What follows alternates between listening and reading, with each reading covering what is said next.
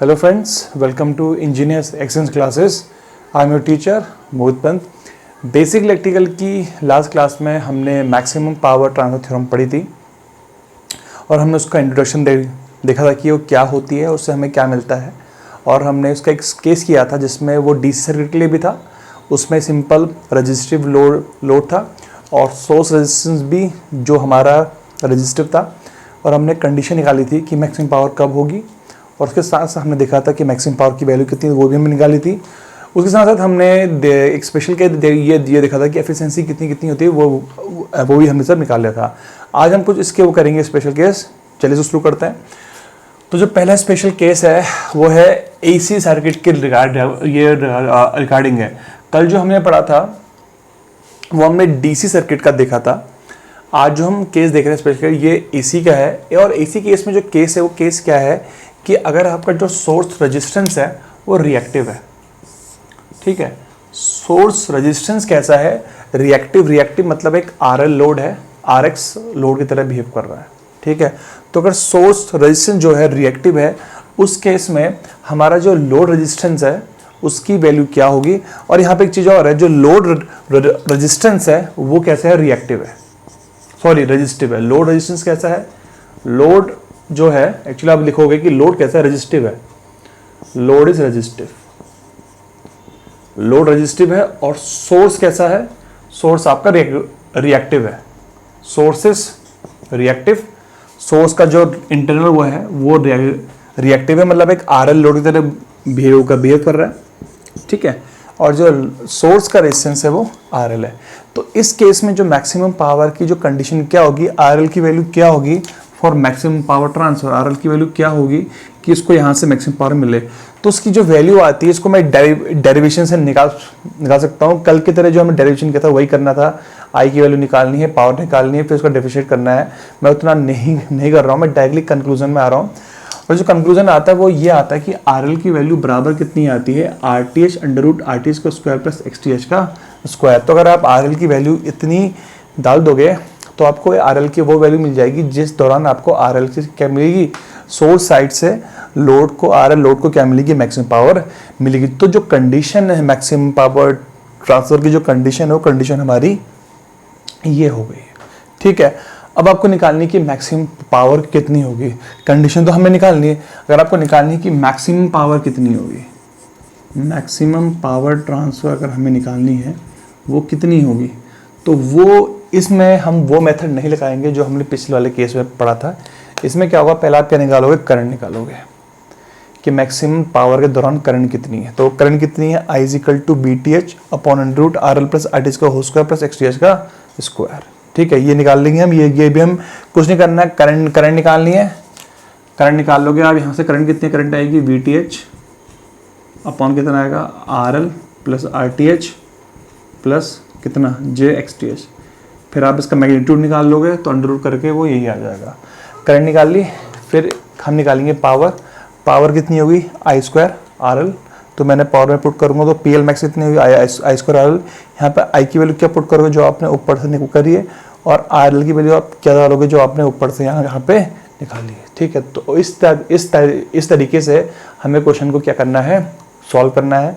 तो ये ट्रिक ये आपको क्या रखनी है? याद रखनी है। बहुत सारे क्वेश्चंस में ये ट्रिक आती है, मतलब ये कॉन्सेप्ट आता है जिसमें आपसे बोलेगा कि जो सोर्स है, सोर्स का जो इम्पीडेंस है, एक्चुअली हम इसको इम्पीडेंस बोलेंगे, वो रिएक्टिव है, और जो लोड का है वो प्योरली रेजिस्टिव है। उस केस में हमारा जो मैक्सिमम पावर ट्रांसफर की जो कंडीशन होगी और जो मैक्सिमम पावर ट्रांसफर होगी वो कितनी होगी उसको हम ऐसे देख सकते हैं। ठीक है, एक इसमें न्यूमेरिकल कर लेते हैं तो आपको थोड़ा सा एक आइडिया आ जाएगा।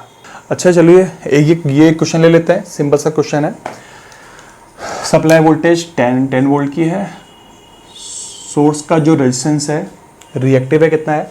4 ओम J3 ओम, मतलब RTH कितना है? 4 ओम है, और XTH कितना है? जो रिएक्टिव पार्ट है वो 3 ओम है, और RL है। और सब सप्लाई वोल्टेज जो VTH है, थेवेनिन वोल्टेज कितनी है? 10 वोल्ट है। हमसे बोला गया है कि RL की वैल्यू निकालो फॉर मैक्सिमम पावर ट्रांसफर, और साथ साथ निकालो कि मैक्सिमम पावर ट्रांसफर कितनी होगी। ठीक है, तो देखो यही कॉन्सेप्ट हमें अप्लाई करना है। तो पहले मैं RL निकाल लेता हूँ। मैं डायरेक्टली यहाँ पुट कर लेता हूँ।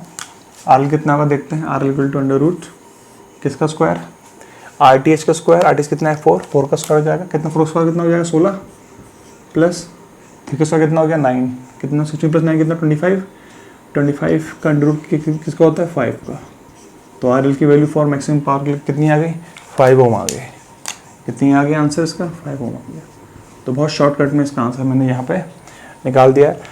अब निकाल लिया मैक्सिमम पावर ट्रांसफर कितनी होगी, तो उससे पहले मुझे क्या निकालनी पड़ेगी, करंट निकालनी पड़ेगी। पहले मैं करंट निकाल लेता हूँ। Current 10 upon under root R L plus R T H. R L कितना था 5, आर टी एच कितना है 4, 4 प्लस 5 कितना हो गया 9, 9 का square 81 plus x T H कितना है 3, 3 का स्क्वायर कितना हो जाएगा 9। तो 10 अपॉन कितना अंडर रूट 90 हो गया। ठीक है, तो यहाँ से अगर मैं 3 बाहर निकाल लूँ, कॉमन 9 बाहर करूँ तो बाहर 3 आ जाएगा और ये रूट 10 हो गया। एक रूट 10 से रूट 10 निकाल लेते तो इतना जाएगा रूट 10/3 एम्पेयर करंट आ गई। अब निकालनी है पावर। पावर का फॉर्मूला कितना था पी एल मैक्स का, मैंने आपको बताया था। फॉर्मूला यही है आई स्क्वायर आर। इसमें आई कौन सी पुट करनी है हमें, जो ऊपर से आई थी, ऊपर से हमारी आई कितनी आई थी 10/√3, रूट 10/3। तो रूट 10/3 का क्या हो जाएगा whole square into R L. तो आर एल कितना है मैंने निकाला था हमने, आर एल कितना आया था 5 ओम आया था। तो इंटू मल्टीप्लाई कर लेता हूँ बाय 5 से। तो रूट 10 का स्क्वायर 10 इंटू 5 अपॉन कितना हो गया है 9। तो 50/9 वॉट इसका आंसर आ गया। ठीक है, तो इस तरीके से ये क्वेश्चन क्या हो जाएगा सॉल्व हो जाएगा। और इस तरह हमें क्वेश्चन क्या करना है सॉल्व करना है। सिंपल आपके एग्जाम में जो क्वेश्चन आएगा उसमें 2 ही चीज़ पूछेगा आपसे और कुछ नहीं पूछेगा, ये मैं बोल रहा हूँ। ठीक है, इसको आप ध्यान रखना कि पहली बात आपसे आर एल पूछेगा, वो आर एल निकाल सकते हो, मैंने आपको बताया टेक्निक। और दूसरी चीज़ अगर पूछ सकता तो मैक्सिमम पावर ट्रांसफर पूछेगा, उसको भी आप निकाल सकते हो। ठीक है, अच्छा इसमें एक नोट वाली बात ये है कि जो ये वाला केस था जिसमें सोर्स रिएक्टिव है और लोड रेजिस्टिव है, इस केस में जो आपकी एफिशिएंसी आएगी, इस केस में जो एफिशिएंसी आएगी वो आएगी 50% से ज़्यादा आती है। इसमें जो एफिशिएंसी आएगी वो क्या आएगी 50% से ज़्यादा आएगी, बिकॉज यहाँ पे जो आपका सोर्स का रेजिस्टेंस है वो रिएक्टिव है और रिएक्टेंस में पावर लॉस आपका 0 होता है।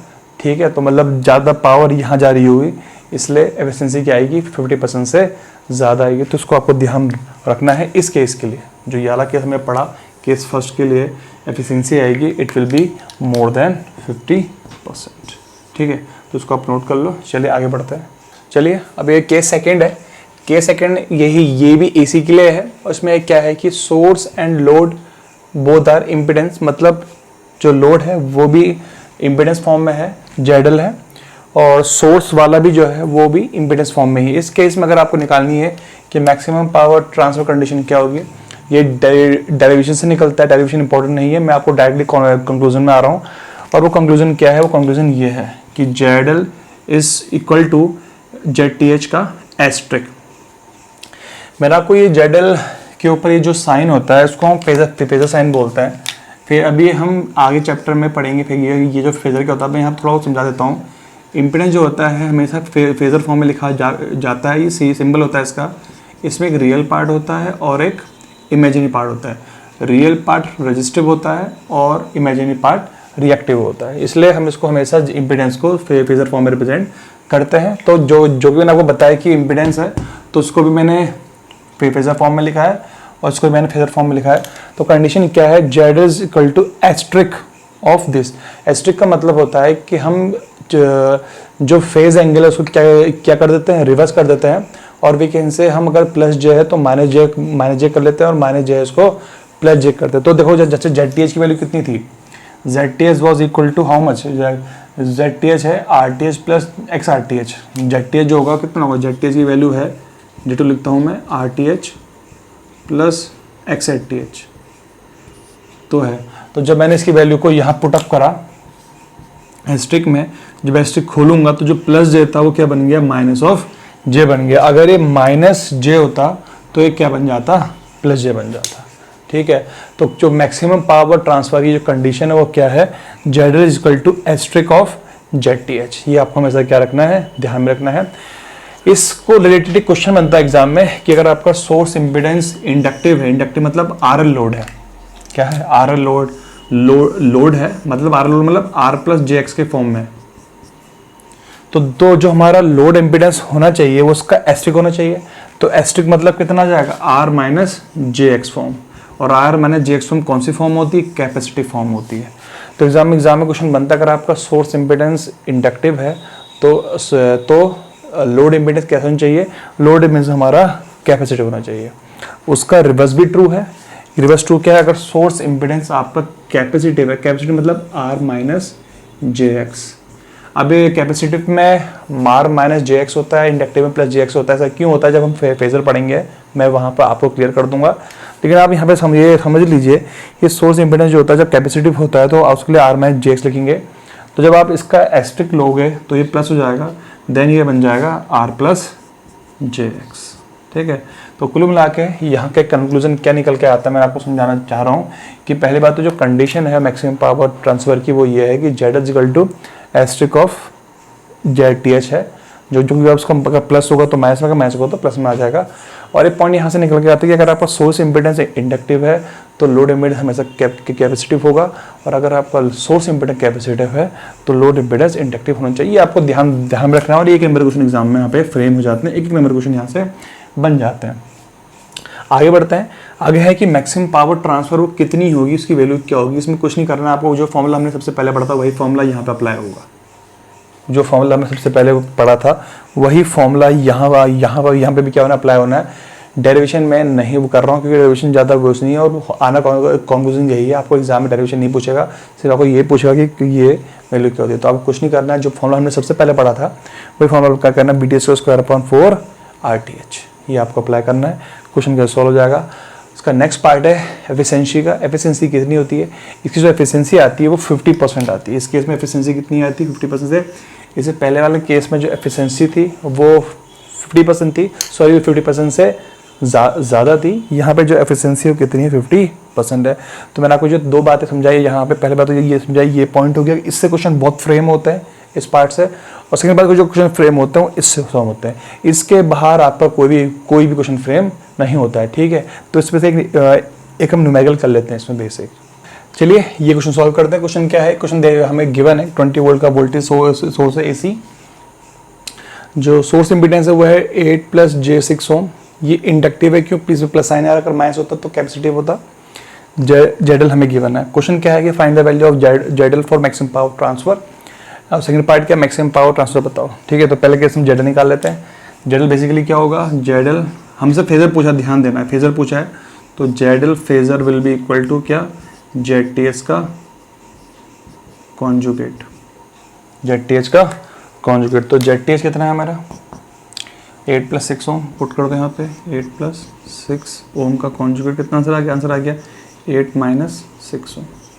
6 ओम इसका आंसर आ गया। देखो ध्यान देना है, इसने जेडल जो फेजर पूछा है, जब ये फेजर पूछेगा तो आप इसको इस फॉर्म में लिखोगे। अगर सिर्फ जेडल लिखता, जेडल का मतलब होता, जब आप जेडल फेजर लिखते हो तो आप इसमें रियल प्लस कॉम्प्लेक्स पार्ट दोनों लिखते हो, और रियल पार्ट इमेजिनरी पार्ट दोनों लिखते हो। लेकिन जब आप सिर्फ जेडल लिखोगे तो जेडल सिर्फ का मतलब होता है इसका मैग्नीट्यूड निकालना।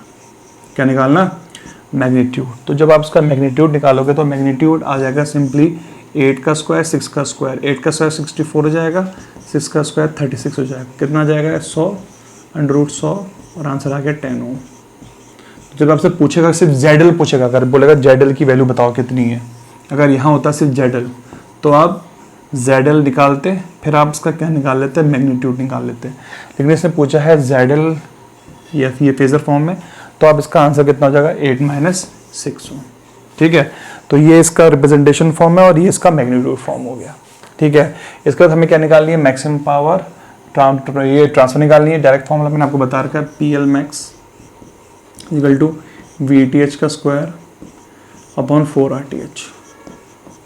VT कितना है 20 का स्क्वायर कर लेंगे 400 अपॉन 4। RTH कितना है मेरे पास 8 है, तो उससे काट लो, 100 कट गया, ये हो गया 4 2 जा 4 25 जा 12.5 वोल्ट इसका आंसर।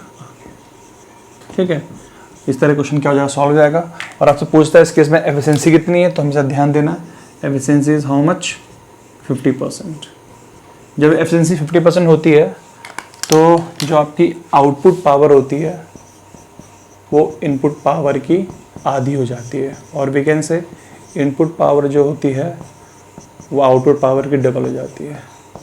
तो देखो अगर आपकी आउटपुट पावर कितनी है, ये यहाँ पे 12.5 आई, तो इनपुट पावर कितनी हो जाएगी आपकी 5 इंटू कितनी हो जाएगी 25 वॉट हो जाएगी। तो खाली कॉन्सेप्चुअल क्वेश्चन था, अगर क्वेश्चन एग्जाम कभी फ्रेम हो गया तो आपसे पूछ सकता है कि इनपुट पावर आउटपुट पावर इतनी है तो इनपुट पावर कितनी होगी, तो आप निकाल सकते हो कि यहाँ जब एफिशिएंसी 50% होगी उस केस में इनपुट पावर आउटपुट पावर में रिलेशन ऐसा होता है। ठीक है, चलिए आगे बढ़ते हैं। अब करते हैं केस थर्ड। अच्छा, मैंने आपको मैक्सिमम पावर ट्रांसफर थ्योरम जब पिछले लेक्चर में पढ़ाई थी, मैंने आपको एक चीज़ समझाई थी कि मैक्सिमम पावर ट्रांसफर थ्योरम तभी अप्लाई होगी जब आपका सोर्स इम्पिडेंस जो है, सोर्स रेजिस्टेंस जो है, इम्पिडेंस जो भी है वो कांस्टेंट होना चाहिए, वो वेरिएबल नहीं चाहिए। और वेरिएबल सिर्फ क्या होना चाहिए, लोड इम्पिडेंस होना चाहिए या लोड रेजिस्टेंस होना चाहिए, तभी maximum power transfer theorem applicable होगी। ये आपको हमेशा दिमाग में स्टोर रखना है कि जब भी हमारा सोर्स इम्पिडेंस या सोर्स रेजिस्टेंस जो है वो कांस्टेंट है और load variable, load resistance, load impedance variable है, then only maximum power transfer theorem can be apply. और जो हमने जो पिछले लेक्चर में जो केस पढ़ा था और इससे पहले जो हमने जो 2 केस पढ़े हैं वो इसी पे आधारित हैं कि मतलब हमने ये मेंटली बना रखा है कि लोड वेरिएबल है और सोर्स वाला कांस्टेंट है, आपको ऐसे ही ट्रीट करना है। या अभी जो हमने दो प्रीवियस वो पढ़े केस पढ़े थे, और इससे प्रीवियस लेक्चर में जो हमने केस पढ़ा था हमने तीनों चीज जब उसमें ये माना है कि सोर्स का जो इम्पिडेंस है, रेजिस्टेंस है वो कांस्टेंट है और लोड का वेरिएबल, तब जाके थ्योरम अप्लाई होगी। लेकिन कभी एग्जाम में एक ऐसा क्वेश्चन बनता है जो कि केस थर्ड है, उस केस थर्ड में क्या है कि भैया अब लोड तो रेजिस्टेंस तो कांस्टेंट है लेकिन ये सोर्स वाला क्या हो गया आपका वेरिएबल हो गया है, ये कांस्टेंट नहीं है, ये आपका वेरिएबल है। तो इस केस में मैक्सिमम पावर ट्रांसफर के लिए कंडीशन क्या होगी, what will be the condition for maximum power transfer, condition for maximum power transfer इस केस में क्या होगी। ये बहुत इंपॉर्टेंट पॉइंट है, इसको आपको ध्यान में रखना है कि इस केस में मैक्सिमम पावर ट्रांसफर के लिए कंडीशन क्या होगी। तो इसमें आप थ्योरम को अप्लाई नहीं करोगे, यहाँ थ्योरम अप्लाई नहीं होती है, यहाँ ये थ्योरम फेल हो जाती है, क्योंकि ये थ्योरम वैलिड तब थी जब वेरिएबल ये था और ये कांस्टेंट था। तो यहाँ पे थ्योरम अप्लाई नहीं होगी। यहाँ पे अगर कभी क्वेश्चन आता है तो वहाँ आप आंसर गलत हो जाएगा। कहीं पूछता है कि RL इतना है तो बताओ RTH की वैल्यू क्या होगी, ये थ्योरम अप्लाई नहीं होगी। अब इस केस में आपकी कंडीशन क्या होगी, क्योंकि हमें तो निकालनी है, इस केस में आप थ्योरम नहीं लगाओगे। इस केस में कॉन्सेप्ट ये है कि RTH की वैल्यू क्या होनी चाहिए, मिनिमम होनी चाहिए, इट शुड बी मिनिमम। अब वो डिपेंड करेगा आपके ऑप्शन में सबसे मिनिमम वैल्यू क्या है। अगर आपके ऑप्शन में 0 है तो आपका आंसर 0 होगा, अगर 0 नहीं है 1 2 3 4 है तो आपका आंसर, अगर 1 है तो आपका आंसर जो सबसे मिनिमम आपका आंसर होगा। तो इस क्वेश्चन में जो ट्रिक है करने की वो है कि आपको RT सिग्नल सबसे मिनिमम क्या होगा वो ट्रिक करो, क्योंकि जब आप इसको मिनिमम डाल दोगे वो कट जाएगा, कट जाएगा पक्का। हाँ चलो ठीक है, मैं दोबारा बोलूँ। वो हाँ, तो अगर RT हमारा मिनिमम हो जाएगा तो उस केस में क्या होगा, यहाँ से पावर जाएगी, मैक्सिमम जाएगी। अगर RT आपका 0 हो गया तो 0 हो जाएगा, मिनिमम 0 हो जाएगा, तो ये पूरी चीज़ें हमारा क्या हो जाएगा, शॉर्ट हो जाएगा, और पूरी की पूरी वोल्टेज आपको यहाँ मिल जाएगी। उस दौरान आपको क्या मिल जाएगी, मैक्सिमम पावर मिल जाएगी। तो ऐसे क्वेश्चन एग्जाम में बहुत आते हैं जहाँ बोले condition for maximum power transfer आपसे पूछता है, जिस केस में वेरिएबल क्या है आपका सोर्स रेजिस्टेंस है। उस केस में आपको क्या करना है, ये देखना है कि RTH की सबसे मिनिमम वैल्यू वहाँ पे क्या बन रही है, उसको आपको ले लेना है। ठीक है, इस पे मैं ये आपको एक क्वेश्चन कराता हूँ जो कि बहुत इंपॉर्टेंट है, एग्जाम में आया हुआ क्वेश्चन है। अच्छा, तो एक ये क्वेश्चन है, बहुत बार एग्जाम में क्वेश्चन आया हुआ क्वेश्चन है। ठीक है, क्वेश्चन क्या है कि आपको डायग्राम गिवन और बोल रहा है कि find the value of RTH for maximum power transfer. RTH की मैक्सिमम पावर ट्रांसफर के कंडीशन के लिए लोड को मैक्सिमम, ये लोड है आपका, हाँ दिस इज लोड। तो लोड को मैक्सिमम पावर भेजने के लिए RTH की वैल्यू क्या होनी चाहिए। अब आप यहाँ पे अगर वो कॉन्सेप्ट भूल जाओगे कि यहाँ पे कौन वेरिएबल होना चाहिए, कौन होना चाहिए, तो आप आंसर क्या मार्क कर दोगे, 4 ओम। पर वो 4 ओम क्या होगा आपका गलत आंसर होगा। यहाँ पे इसका आंसर क्या है, राइट आंसर इज 0। क्यों 0 क्यों होगा कि मैंने आपको बताया, ये जितना ये मिनिमम होगा उतनी ज़्यादा वोल्टेज आपको यहाँ मिलेगी और आपकी पावर क्या होगी, मैक्सिमम होगी। तो RL की वैल्यू यहाँ पर क्या हो जाएगी, 0 हो जाएगी। अच्छा, अगर इन केस यहाँ पे 0 ओम ना होके 1 ओम होता, 2 ओम होता, तो मान लीजिए अगर ये ऑप्शन 0 ओम ना होके यहाँ पे 2 ओम होता, तो इन सबसे मिनिमम ऑप्शन क्या है, 2 ओम, तो आपका आंसर क्या हो जाता, 2 ओम हो जाता। बट ऑप्शन मिनिमम 0 ओम था तो मैंने 0 ओम का। तो आपको ध्यान रखना है कि ऑप्शन जो सबसे मिनिमम आपका जो ऑप्शन है आपको वो क्या करना है, क्लिक करना है। तो एक क्वेश्चन कई बार कॉन्सेप्चुअल क्वेश्चन एग्जाम में फ्रेम हो जाते हैं और बहुत बार फ्रेम हुए हैं। ये क्वेश्चन एक बार गेट में भी आया हुआ है, 2011 में शायद आया हुआ है, ठीक है ना। यही क्वेश्चन था, थोड़ी बहुत लैंग्वेज चेंज होगी, वैल्यू चेंज होगी, बट कॉन्सेप्ट उसमें यही था। उसमें इसका आंसर क्या हो जाएगा, 0 हो जाएगा, ठीक है। तो आज के लिए इतना ही। आज हमने मैक्सिमम पावर ट्रांसफर थ्योरम के स्पेशल केसेस देखे और वो इंपॉर्टेंट केस देखे जिससे एग्जाम में क्वेश्चन बहुत सारे क्या होते हैं, फ्रेम होते हैं। हमने एग्जाम्पल्स भी लिए उनके सॉल्व करने के लिए। आपके अगर कोई भी डाउट हो तो आप कमेंट सेक्शन में आप इसको डाल सकते हो, कुछ भी पूछना हो, कोई क्वेश्चन हो, ठीक है ना। और इस तरह हम इस टॉपिक को क्या करते हैं, पूरा कवर यहाँ पे कंप्लीट हो जाता है। नेक्स्ट लेक्चर्स में हमने जितनी भी थ्योरम्स पढ़ी हैं उसके न्यूमेरिकल्स को क्या करेंगे, सॉल्व करेंगे। और जितने हो सके, जितने भी सारे इंपॉर्टेंट क्वेश्चंस हैं तो मैं उसको वहाँ पे अगले लेक्चर में क्या करूँगा, सॉल्व करूँगा। उसके साथ साथ अगर आपके कोई क्वेश्चंस होंगे तो उसको आप डाल सकते हैं। तो मैं हो सके तो मैं अगले लेक्चर में ये कोशिश करूँगा कि मैं आपके क्वेश्चन को सॉल्व कर सकूँ, ठीक है। आपको हमारा वीडियो पसंद आया, please like it, share it and subscribe the channel. Thank you.